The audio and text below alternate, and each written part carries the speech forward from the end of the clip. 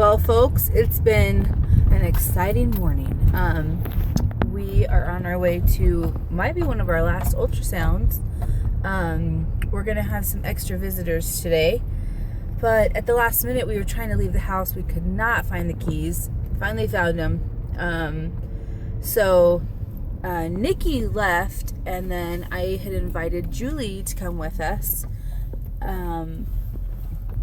And anyways, so Nikki took Teresa and went and picked up Julie, and we're going to be a couple minutes late, but it's going to be okay.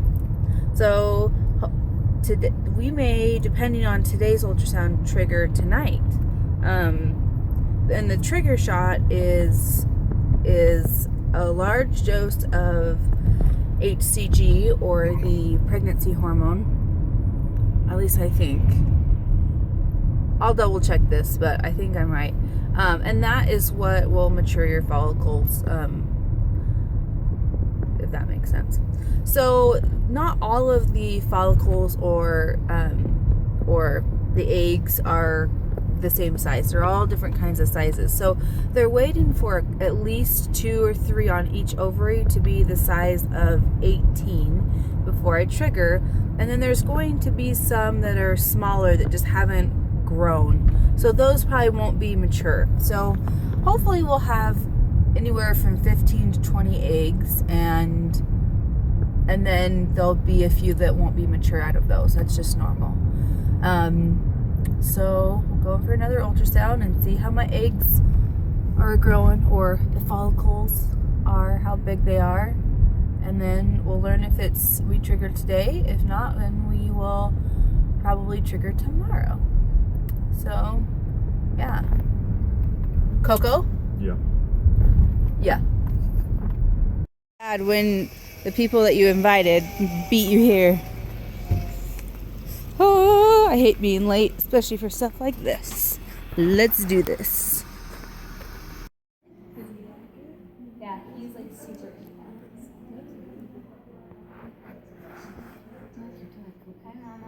Hi. Oh, we want that. start with the right. This one's the uterus. I would start with the uterus.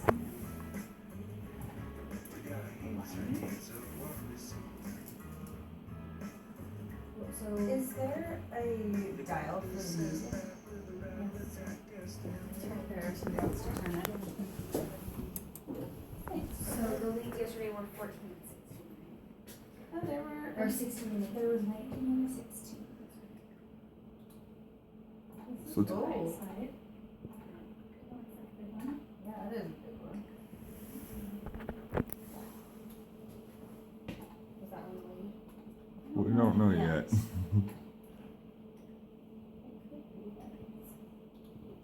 Until they Measure them all. yeah. Oh, I thought the lead was the first one. Oh, No, it's just kind of the biggest. the biggest to me after you measured all the follicles.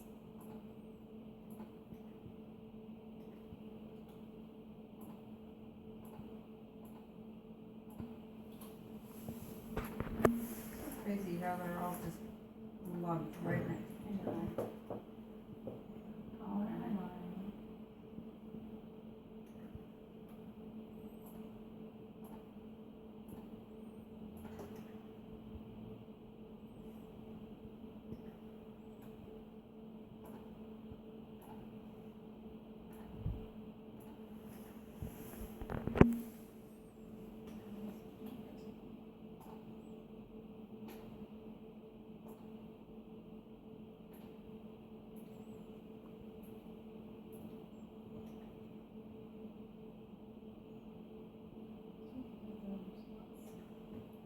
Right, about the same size, which is That's great. good. What's good? That a lot of the ones on the right are the same size. Because if you have some big ones and some small ones, then the small ones most likely won't be mature. They won't be big enough.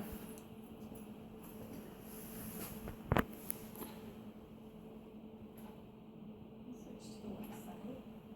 So do you get what they're doing, Mom? Mm-hmm. Alright. She measured them. Measuring the follicles. They all got to be about the same size, or we'd like them to be about the same size.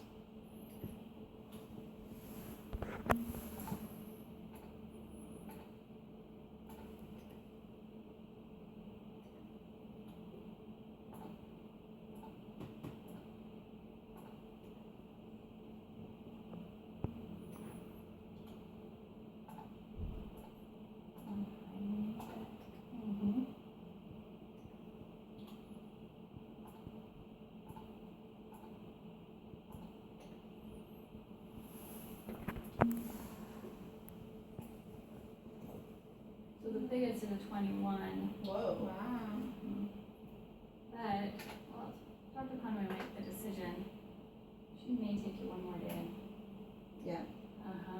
So you want a couple at 18. Uh-huh. What You're are right the- there. You have a 21 and an 18, but that's kind of like on the fence. Oh, got it. So she Man. will draw your blood. Okay. I'm going to give you instructions Mhm. as if we're going to trigger, but she may want you to. Okay, Take sounds meds good. one I more have day. enough. So last time I stimmed for 12 days. So, and today is day 10. yeah. So that'll be fun.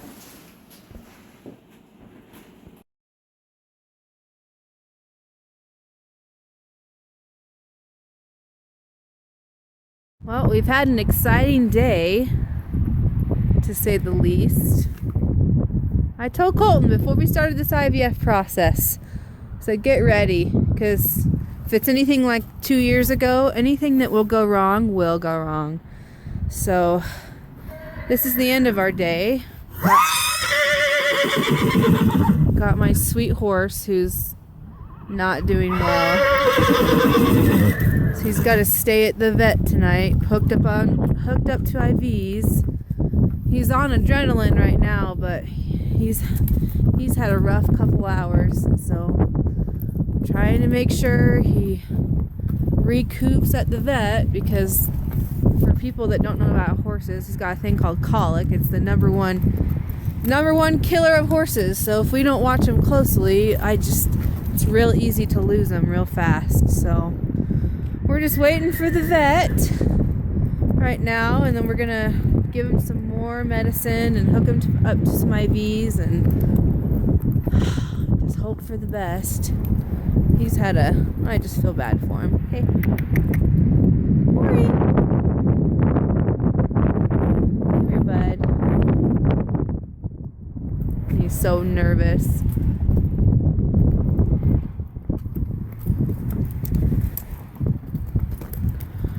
He's just walking. He's walking in circles, huh? Oh, hi, sweetie. I'll just let him walk in circles.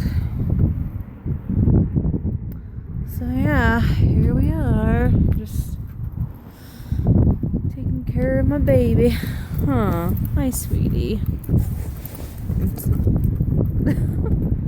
Anyways, stay tuned. Poor baby. He's like, my stomach hurts. Keep walking. I hate making him walk, but it's the best thing for him. Because once they start pawing, they try to lay down. And once they lay down, they try to roll. I know. He's here.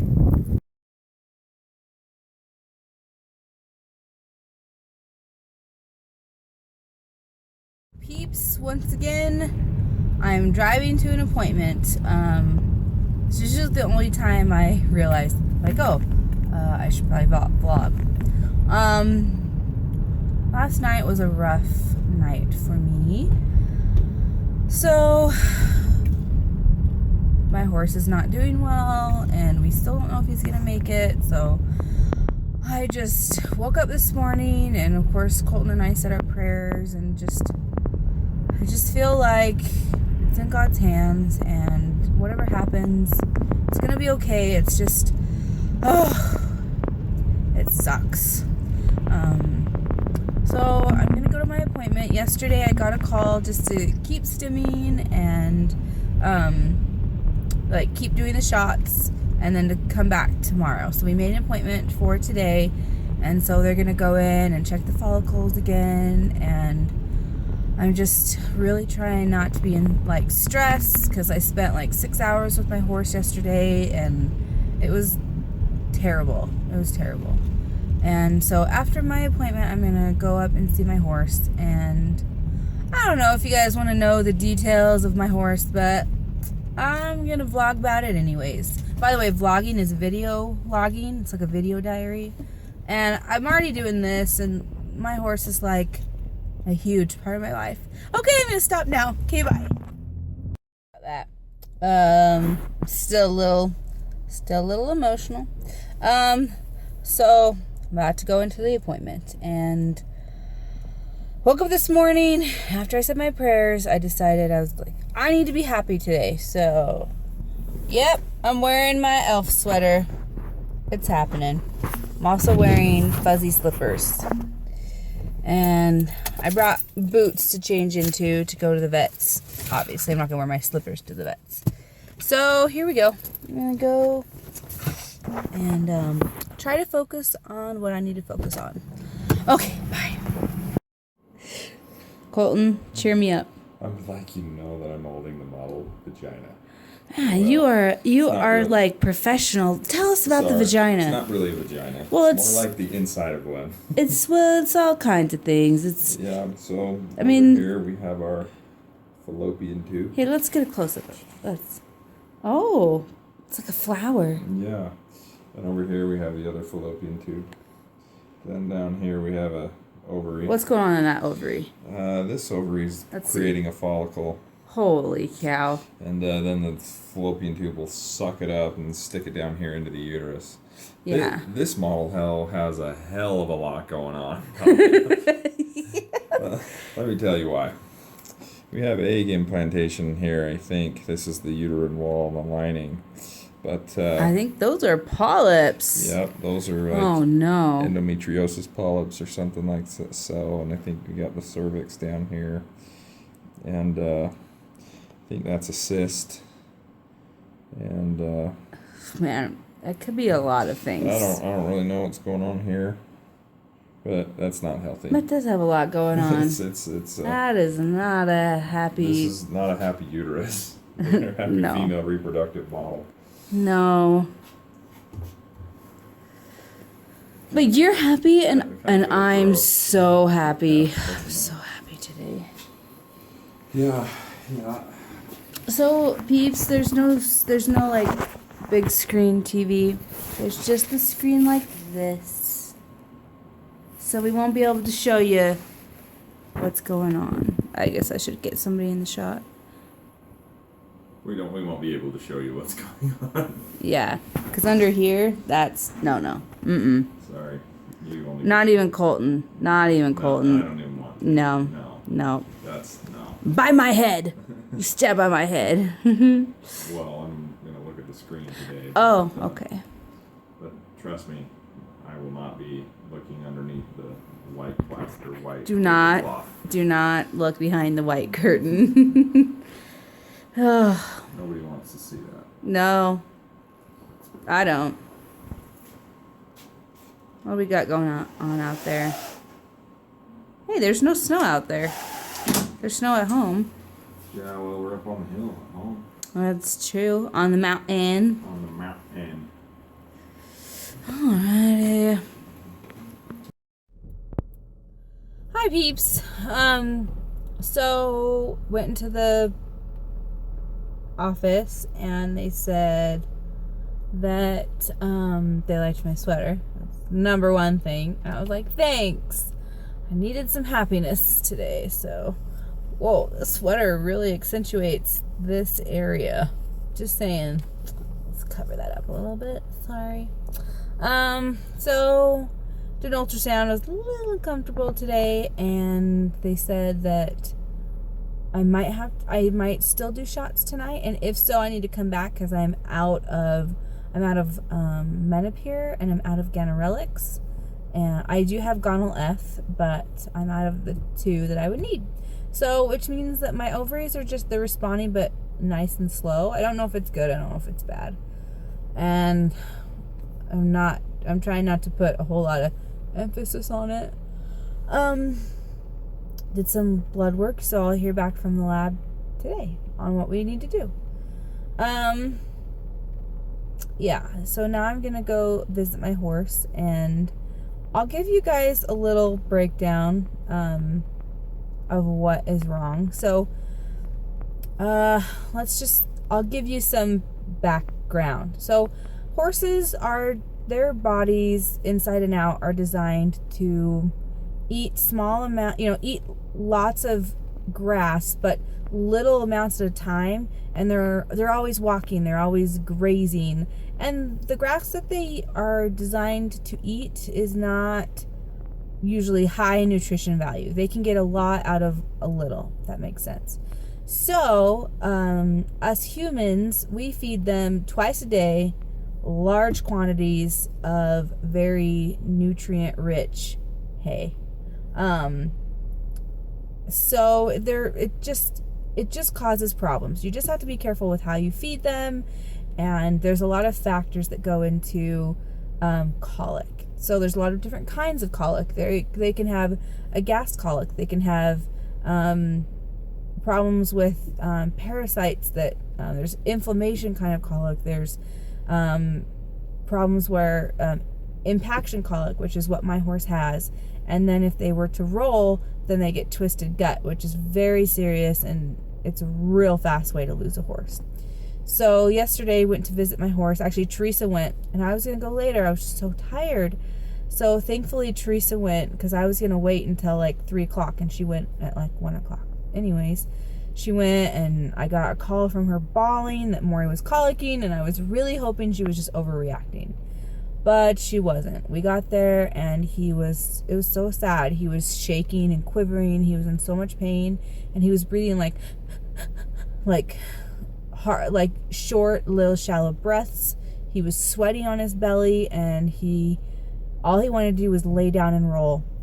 You can't let them roll, because that's when they get twists. And it was so bad. I mean, he was kicking. He was pushed us over a couple times because he just was in so much pain, and we had to keep him walking, and it was really sad when he laid down, and we had to like pick up a stick. Like, we just could not let him lay down, and I was just worried it was already too late, because he hadn't eaten his morning food, and that is not like him. In fact, as soon as the vet got there and gave him some pain meds, he started looking for treats, and I knew right then he felt a little bit better. But when you have to whip your horse to make him to get up because he's in so much pain, it's just heartbreaking. I mean, imagine your cat or your dog. The only way that you can save them until the vet gets there is to whip them and force them to walk, even though they're just writhing in pain. It sucks. I hate it. It's so hard, but that's the best thing you can do, is to keep them slowly walking. So the vet got there, he was like, oh, I don't like the look of this. I let him lay down for a second. I saw the vet pull up, and I was like, I'm going to let you lay down and take a breather, and maybe we'll see if your heart rate will go down, because his heart rate was just terrible. And so the vet got there, and he was just like shaking, and I was so scared. And so the vet checked him out and said, I think he has he's impacted, which means he's got a bowel obstruction. And so he said, we could either put a tube down him and work on him here, and then you could watch him through the night. And I was like, no, it's gonna snow tonight. So, and he's like, well, no, that's just an option. The other option is to take him up, and we'll put him on an IV through the night. We will watch him, and we'll watch him really closely. We will keep his pain under control. And so I went with that idea. But the problem is that we had no truck. Many wheels have fallen off the bus this week and last week. And our bus has like 25 wheels and no lug nuts, and they're all just coming off. And all kinds of stuff have happened. I don't want to come off like a complainer, so we just won't even go there. But it's been a stressful month financially with all kinds of stuff. It's just, everything's just not everything. A lot of things are just blown up. So, anyways, so I just was like, I'm supposed to be not stressing right now. And so for my heart, there's no way that I can not send him to the vet. I mean, he's in so much pain. So we don't have a truck right now. And all of our family's trucks are out of state because they're hunting. They're on their monthly or yearly hunting trip. So we finally get a hold of one of our good friends that goes and lets us use his truck. He actually drives it, and they couldn't find a ball for the trailer hitch, and it took a long time to get my horse to the vet. And that's just such stressful because you want to hurry and get them comfortable, and the tranquilizer and the pain shot only lasted 45 minutes, which worried me even more because the fact that he already was in so much pain again, it was just hard. He didn't want to get in the trailer because moving hurt his stomach, and so the trailer, you have to like hop into it, so we finally got him in the trailer. No problems once he's in the trailer, he's fine. He's a good boy. So we get up there, and the vet isn't there because the vet's on another emergency call. This weekend they had 5 calls for the same thing, and that's how common colic is with horses. It's the number one killer of horses. It's so sad, and it takes them so quickly, and it's so painful. Like it's not a fun way for them to go. It's not pretty. So got him up there, hooked him up to an IV, and took his blanket off of him, and he was just covered in frothy sweat, and I just wanted to curse. I was like, no. So the vet was like, oh boy. And when the vet says, oh boy, you're just like, yeah. So the vet was like, I don't know how this is going to turn out. So at midnight, he passed a little bit of the impaction, but they have pumped him full of 40 liters. As of 5 a.m, they had put 40 liters of fluid in him, and he had hardly passed anything, and he was in still so much pain. So we're not going to do surgery. Surgery, in my opinion, for him would be terrible. The recovery is terrible. I've seen horses recover from it, and they're in a lot of pain for a long time. They have to be stalled for a long time, and he hates being in a stall. I've been doing pasture boarding for so long that when we do stall him, he just hates it. He's stressed, and I don't want him to be stressed in a stall for months and months and months. And then the vet only gave us a 50-50 chance that he wouldn't even survive the surgery. So I just feel like I'm not going to put him through that. So what we're doing is we're giving him a ridiculous amount of tranquilizer, a ridiculous amount of pain meds, and because he's a big boy, so he takes a big dose. And they're going to try to physically manipulate his bowel, which is painful, which is why they're giving him so much to keep him comfortable. And so I'm going to go up there right now and sit with him and just love on him and just try to make him feel comfortable. And I just do not want to lose him. This last week we've been looking at horse property. I told Colton, I said, I refuse to board my horse anymore. I want to look out my window and I want to see him every day. I want to be the one that feeds him. I want the one that does everything to him. Like I love, having a horse is really important to me. It's just most of my existence has always been, from the time I could walk and talk, I've either had my own horse or always been around horses. And there was a couple of years in Utah when I moved here where I sold my horse and I chose to start a new chapter, but I don't want to be without a horse at all until I'm an old lady. And even then, I hope I still have some, just maybe take care of somebody else's. I don't know. The point is I'm not ready to close this chapter, and if my horse passes and the IVF works, I don't feel like it's the right time. I don't feel like I can't go like start riding horses and trying them out. Like that's it takes it there's a lot that has to work for you and a horse to click. And I've put a lot of emotion into my horse and time and just sweat and tears.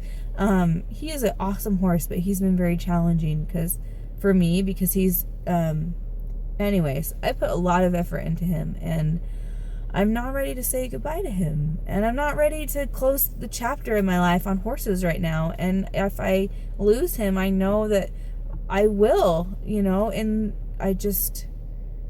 it would be the end of a dream for at least the next 3 or 4 or 5 years, and I'm not ready to close that chapter. And I'm just like, oh, we were gonna look for houses this week. Like, we already have a list of houses to look at that I could keep my horse at, and there's a lot of sacrifices we have to give up in order to have my horse there. Like, we can't afford a $700,000 house, and in order to stay in our neighborhood or in our area, that's how much money we have just to have like a half acre or 3/4 of an acre to keep a horse on. So we would have to move a little further away and not live in as nice of a house. But I don't care about any of that. I just care about seeing my horse out my window every day and going to kiss him whenever I want. Like, that makes me happy. And I'm just like, oh, I might have to say goodbye to that. So I'm trying not to focus on that, but I just wanted to give you a little bit of what's on my heart. And so I'm just trying to focus on what matters. I'm trying to focus on my family. As much as I love my horse, my family is more important, and IVF and what we're doing is more important. We're trying to grow our family, and so I'm trying my best not to stress and just grow some eggs. And yeah, but I'm tired and I look disheveled. And if you care, then we probably shouldn't be friends. Sorry. Oh, I slept terrible.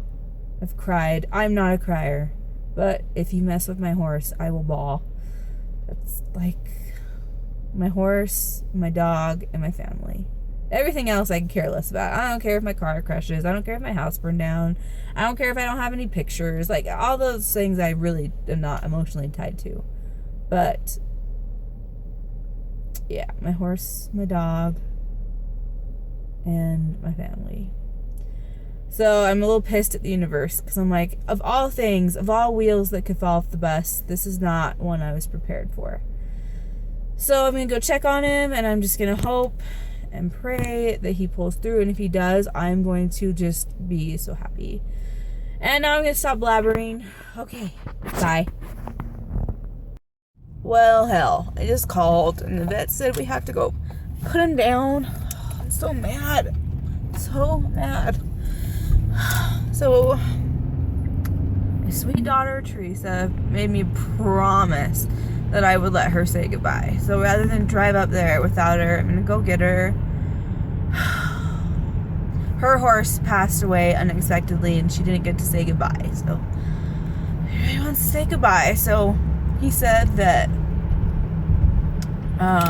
part of his bowel is detaching, and so it's only getting worse, and that he's not a surgical candidate, which I already agreed. He said, the vet even said, I wouldn't, I love my vet. He's so awesome. He said, I wouldn't even do it to my horse. I would not even do surgery to my own horse. Because I think we get so emotionally attached to our horses that I just can't put him through that. I just know, I know what it's like for them afterwards, and it's terrible. So I have to go say goodbye to him. Oh, I'm so mad. Anyways, so I don't know why I'm vlogging this, but I just feel like, well, y'all are on the journey, and this is part of the journey, I guess. So, bye.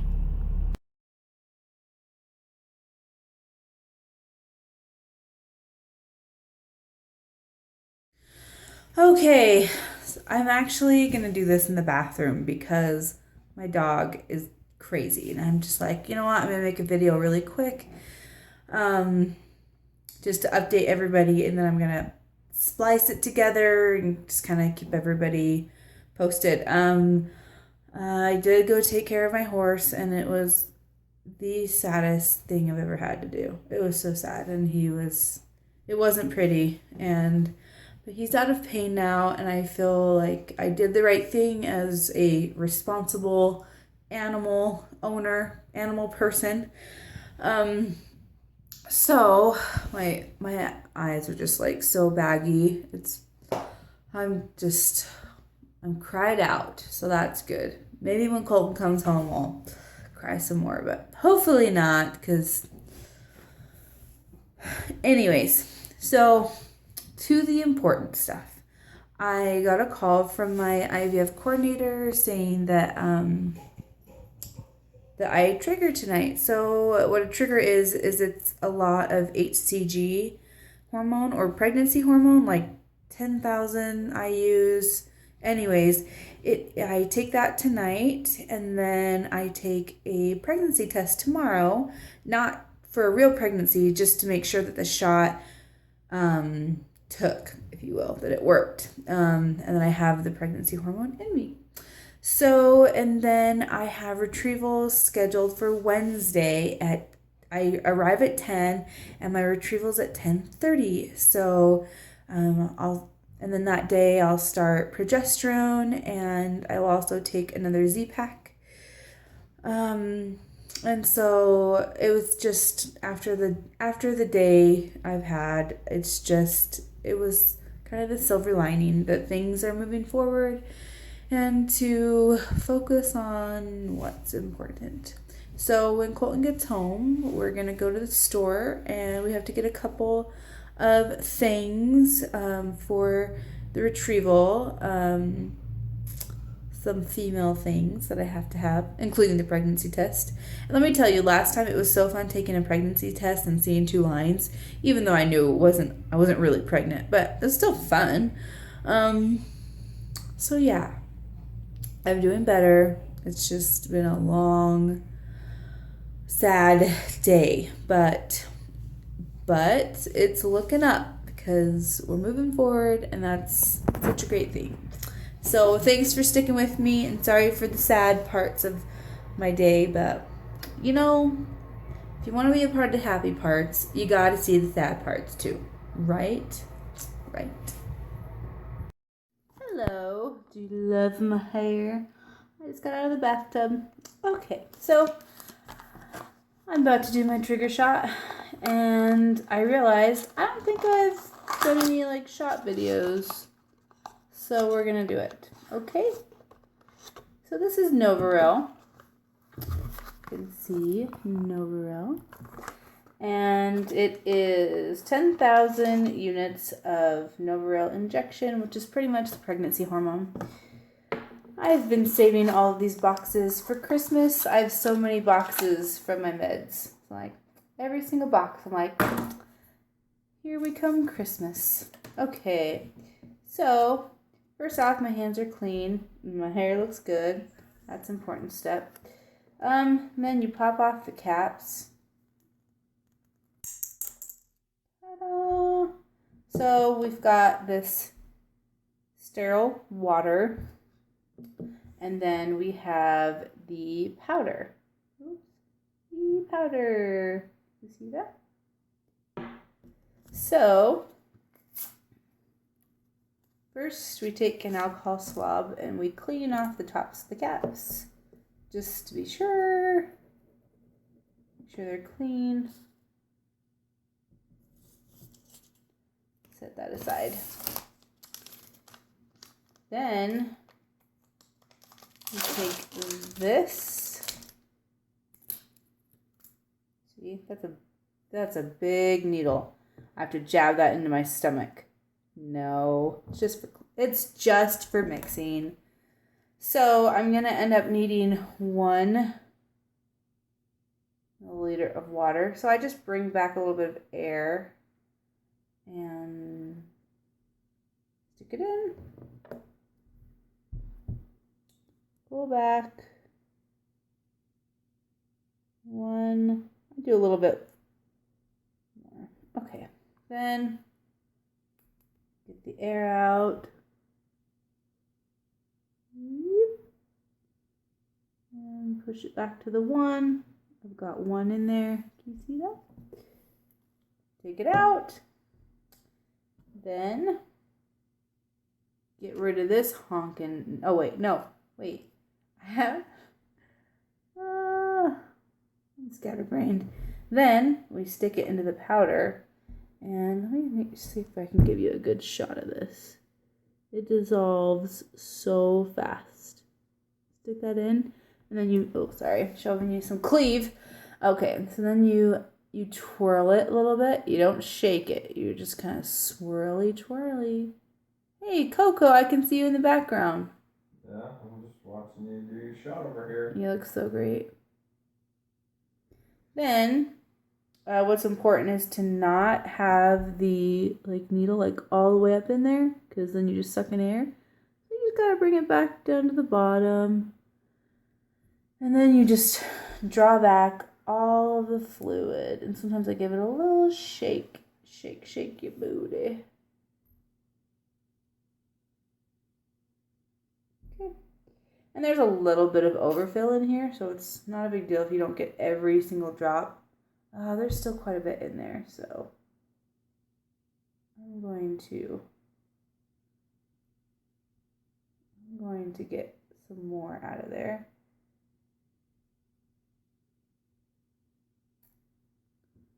But you can see there's just a tiny bit of fluid left in there. Should probably be careful not to poke myself in the eye. Then get the air out.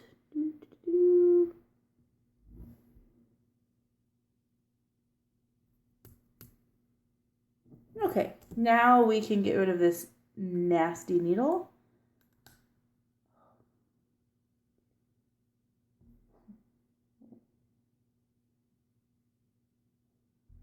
Hold on.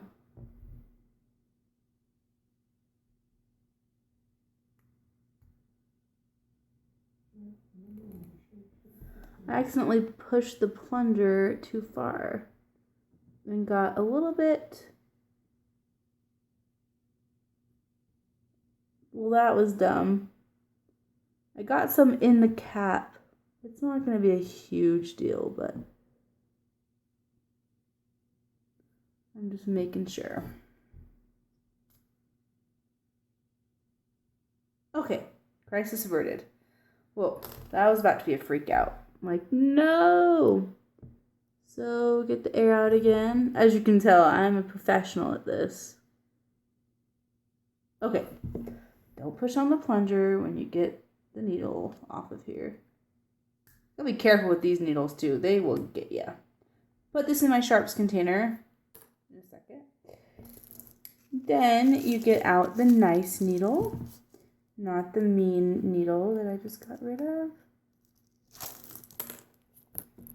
And you twisty on, twisty on. And then you pop it off. Doo-doo. See, I'm going to show you this needle. This is just, okay, it looks bigger. It looks big, like it's the size of my face. But it's actually very tiny. See, it's so tiny. You can barely see it. So, then you get your tummy out and in the open, like so. And then you get another alcohol swab out, and then it's really hard for me to find fat on my tummy, but just kidding. So then you pinch a little bit. Oh, where do I want to do it? I have so many poke marks that I'll just do it down here. So you clean. And then if you're squeamish, don't watch this, but then you just go, whoop. Then you release, no more pinching. And then you plunge. Just go for the plunge.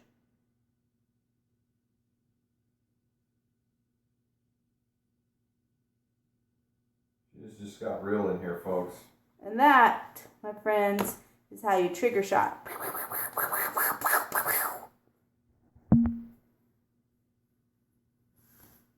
No. Stop.